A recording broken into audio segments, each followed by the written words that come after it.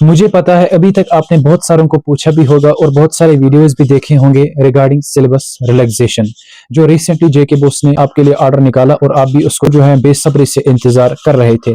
हाँ, ये आपके लिए एक खुशखबरी है, लेकिन मैं आपको बता दूंगा मेरे तरफ से आप ये समझ सकते हो कि आपके साथ जो है अच्छे मानों में एक नाइंसाफी भी हो गई। वो कैसे, मैं आपको इसी वीडियो के अंदर बताऊंगा। और जितने भी आपके डाउट्स है रिगार्डिंग सिलेबस रिलैक्सेशन, मैं आपको सबसे पहले बताऊंगा ये किस क्लास के लिए हुआ है, कितना हुआ है और इस हिसाब से मार्क्स डिस्ट्रीब्यूशन क्या रहेगा, सिलेबस के साथ क्या हो जाएगा, पेपर पैटर्न क्या हो रहेगा। सारे डाउट्स जो मैं आपको इस वीडियो के अंदर क्लियर करूंगा। बस आप इस वीडियो को अपने दोस्तों के साथ शेयर करिए और खुद भी देखिए, और हाँ, चैनल को भी सब्सक्राइब करिए ऐसे बेनिफिशियल वीडियोस के लिए। So let's rush directly into the video.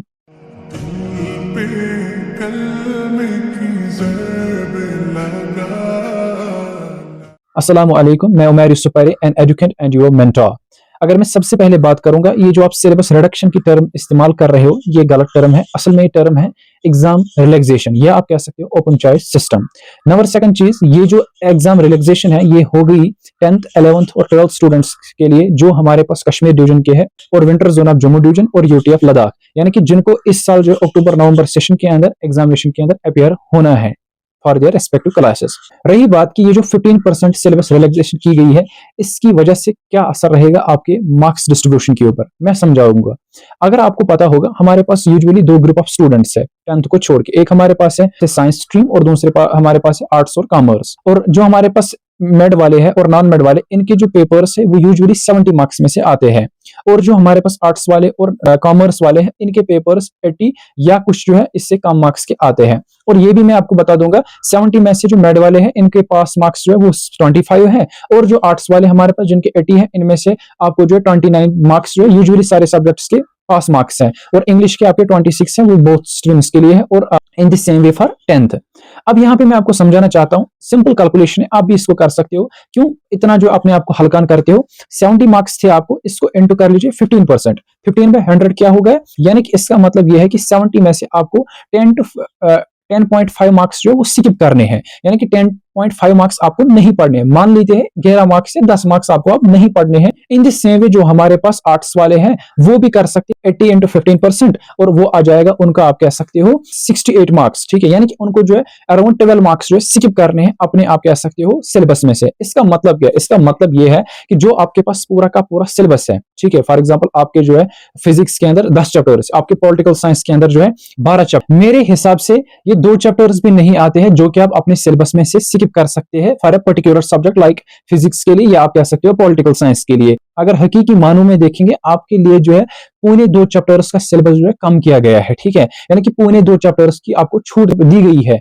यानी कि अगर आपके पास फिजिक्स की 10 चैप्टर्स है, आप फिजिक्स के पौने 2 चैप्टर्स को नहीं पढ़ सकते हो अब इस सिलेबस रिलैक्सेशन के हिसाब से, इस एग्जाम रिलैक्सेशन के हिसाब से। Same is the for art students. ठीक है, तो इसका मतलब ये है कि आपको इज्जत रखा गया, वो कहते हैं ना आपकी लाज रखी गई, लेकिन भाई साहब इतनी भी नहीं रखी, खासतौर पर 11th और 12th स्टूडेंट्स के लिए, कि अब आप बोलोगे यस हम पे कोई करम किया गया, हम पे कोई एहसान किया गया, ठीक है, कि हमारा सिलेबस जो है रिड्यूस किया गया। यानी कि 15% आपके लिए बहुत कम रिलैक्सेशन है। कम से कम मैं भी एक्सपेक्ट कर रहा था 20-25%, 25% मैं एक्सपेक्ट कर ही रहा था, ताकि आप जो 2-3 चैप्टर्स स्किप कर सकते थे आराम से, लगभग 4 भी आप स्किप कर सकते थे। ठीक है, तो लेकिन यहां पे नहीं किया गया। मे बी मैं होप करता हूं शायद जेके बोस को आगे जाके लगे कि नहीं, हमें जो इनको 5-10% और जो है सिलेबस रिड्यूस करना चाहिए।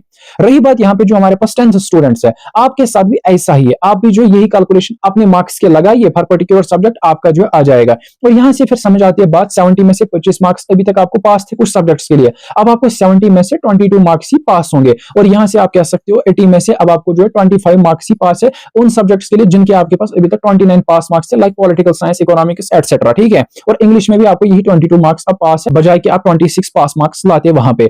यहां पे आप सिंपल कैलकुलेशन कर सकते हो। आप में से बहुत सारे पूछेंगे अगर मैं 40 मार्क्स करूंगा वो कितने आ जाएंगे, अगर मैं 50 मार्क्स करूंगा वो कितने आ जाएंगे। एक मार्क्स जो है वो इक्विवेलेंट है 1.18, यानी कि अगर आपके पास, आप चाहते हो मैं 50 मार्क्स पेपर के अंदर करूंगा, तो आप कर लीजिए 50 इंटू 1.18, तो आपका जो आ जाएगा वो कितने मार्क्स आपके बन रहे हैं, ठीक, according to this type of syllabus relaxation. और हाँ, मैं आपको सिंपल भाषा के अंदर कहूंगा, जितने भी 70 मार्क्स के आपके पेपर से अगर आप 59.5 मार्क्स करोगे तो आपके वो 70 मार्क्स आते हैं। और जितने भी आपके पास आर्ट्स वाले जिनके 80 मार्क्स वाले सब्जेक्ट से अगर आप उसमें से 68 मार्क्स करते हैं तो आपके 80 मार्क्स वो बन रहे। आई होप आपका मार्क्स डिस्ट्रीब्यूशन मार्किंग स्कीम जो है वो समझ आया होगा, ठीक है। और सिलेबस भी आपको मैंने साथ में बताया कि आपको कितना सिलेबस में छोड़ना है और कितना आपको सिलेबस में पढ़ना है, यानी कि आपके जितने भी सब्जेक्ट्स हैं उनके अंदर जो चैप्टर्स है आप देखोगे कौन सा चैप्टर ऐसा है जिसके हमारे पास कितने मार्क्स आते हैं, 12 मार्क्स फॉर आर्ट स्टूडेंट्स और 10 मार्क्स फॉर मेडिकल स्टूडेंट्स, यानी कि मेडिकल वाले आई कैन से 12th वाले स्किप कर सकते हैं किसको, लाइक करंट इलेक्ट्रिसिटी को, क्योंकि उसके आपके 7 मार्क्स है। इसी तरीके से आप एएमडब्ल्यू को भी स्किप कर सकते हो क्योंकि वो 2 मार्क्स है, ठीक है। बाकी चैप्टर्स आपको पढ़ने पड़ेंगे, ठीक है। यानी कि आपको सारा सिलेबस पढ़ना है लेकिन 2 चैप्टर्स के बगैर, ठीक है। यानी कि पुराना शराब नई बोतलों में। अच्छा, इसका मतलब यहाँ पे यह है कि आपके लिए कोई नया सिलेबस नहीं आएगा, जो सिलेबस है वही आपके लिए सिलेबस है। रही बात यहाँ पे आपके पेपर पैटर्न की, पेपर कैसे आएगा, देखो पेपर आपका जो है वैसे उसी तरीके से आएगा जिस तरीके से इस साल मार्च में आपको आया था, ठीक है। 10th वालों को नहीं पता है तो आपका भी पेपर उसी तरीके से आया था जिस तरीके से आपने मॉडल पेपर्स देखे थे।